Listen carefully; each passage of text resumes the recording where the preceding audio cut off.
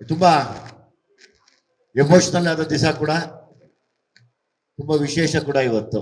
ನನ್ನ ಮಗಳಿಗೆ ಅದೇ ಹೇಳ್ತಾ ಇದ್ದೆ, 30 ವರ್ಷ ನಾನು ಇವತ್ತಿಗೆ ಹೀರೋ ಆಗಿ 18 ವರ್ಷ, ಅದಕ್ಕೆ ಮುಂಚೆ ಸರ್ಕಸ್ ಹೊಡೆದಿದ್ದೊಂದು 10 ವರ್ಷ 15 ವರ್ಷ, 30 ವರ್ಷ ಈ ಸ್ಥಾನಕ್ಕೆ ಬರೋದಕ್ಕೆ ಪ್ರತಿದಿನ ನನಗೆ ಮೆಟ್ಲುಗಳಾಗಿದ್ದೆ. ನನ್ನ ಅವಮಾನ, ನನ್ನ ನೋವುಗಳು ಇಲ್ಲಿವರೆಗೂ ಕೂಡ ಅದನ್ನ ಈಸಿಯಾಗಿ ಹತ್ತಿಸ್ಕೊಂಡ್ಬಂದು ನಿನ್ನ ಹಂಗೆ ಕೊಟ್ಬಿಡ್ತಾ ಇದ್ದೀನಿ. ದಯವಿಟ್ಟು ಅದನ್ನ ಹುಷಾರಾಗಿ ಕಾಪಾಡ್ಕೊಂಡು ಹೋಗಮ್ಮ ಅಂತ ಹೇಳ್ತಾ ಬರ್ತಾ ಇದೆ ದಾರಿಯಲ್ಲಿ. ನಾನು ಅಷ್ಟೊಂದು ಎಮೋಷನಲ್ ದಿವಸ ಇವತ್ತು ನನಗೆ. ಕಥೆ ಬಗ್ಗೆ, ಮೋನಿಕಾ ಬಗ್ಗೆ ಮಾತಾಡ್ಬೇಕಾದ್ರೆ ಮೊದಲು ಇದೇ ಮುಗಿಸ್ತೀನಿ. ರಿತನ್ಯ ಬಗ್ಗೆ ಮಾತಾಡ್ಬೇಕಾದ್ರೆ ಮುಗಿಸ್ತೀನಿ. ನನ್ನ ಇಷ್ಟು ವರ್ಷದ ಪರಿಶ್ರಮ ಏನೆಲ್ಲ ಕೊಡ್ಬೋದು ತಂದೆ ಅಂದ್ರೆ, ನನಗೆ ಮಾಡಿರೋ ಸ್ಕ್ರಿಪ್ಟ್ ಅಲ್ಲಿ ಕೂಡ ನಿನ್ಗೆ ಅರ್ಧ ಕೊಡ್ಬೋದು ಅಂದ್ರೆ ಇದೆ.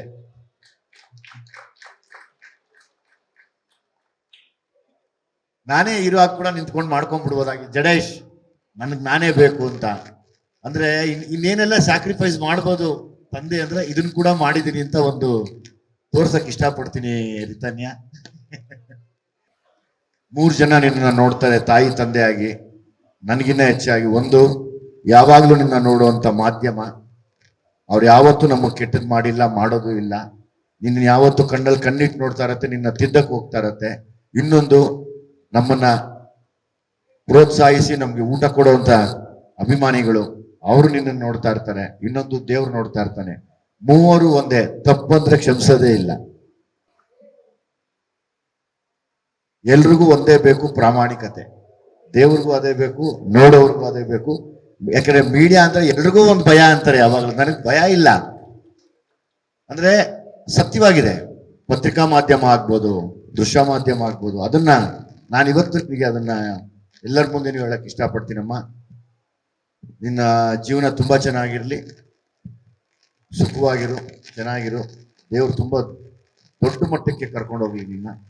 ಹಂಗಾಗಿ ಮಾಧ್ಯಮದ ಎಲ್ಲ ಸ್ನೇಹಿತರು ನಾನು ಎದ್ದು ನಿಂತು ಹೇಳ್ಕೊತೀನಿ, ಏನೋ ತಪ್ಪು ಮಾಡಿದ್ರೆ ಕೈ ಹಿಡಿದು ನಡೆಸ್ಕೊಂಡು ಕರ್ಕೊಂಡು ಹೋಗಿ ದಯಮಾಡಿ. ಹಿಂಗಲ್ಲ ಹಂಗೆ ಅಂತ ತಿದ್ದಿ, ಯಾಕಂದ್ರೆ ಗೊತ್ತಾಗಲ್ಲ ಇನ್ನ. ಬಹುಶಃ ಇನ್ನು ಕಲಿಯೋದಿದೆ, ಕಲೀಲಿ. ಇಲ್ಲ ಈ ತರ ಇರಲ್ಲ. ಹಿಂಗ್ ಇಡಬೇಡಿ ಸರ್, ಏನಕ್ಕೆ ಅಂದ್ರೆ ನೀವು ಅಣ್ಣ ತಂಗಿ ತರ ಕಾಣಿಸ್ತೀರಾ. ಇಲ್ಲ, ಆಕ್ಚುಲಿ ಆ ಗೆಟಪ್ಗೋಸ್ಕರನೇ ಕಾಯ್ತಾ ಇದ್ದೀನಿ ನಾನು. ಶೂಟಿಂಗ್ ಶುರು ಮಾಡಿದ ತಕ್ಷಣ ಆ ಗೆಟಪ್ ಅಲ್ಲಿ ಇರ್ತೀನಿ ನಾನು. ಚೇಂಜ್ ಮಾಡ್ತೀನಿ, ಇಷ್ಟೆಲ್ಲ ಲುಕ್ ಚೇಂಜ್ ಮಾಡ್ತೀನಿ.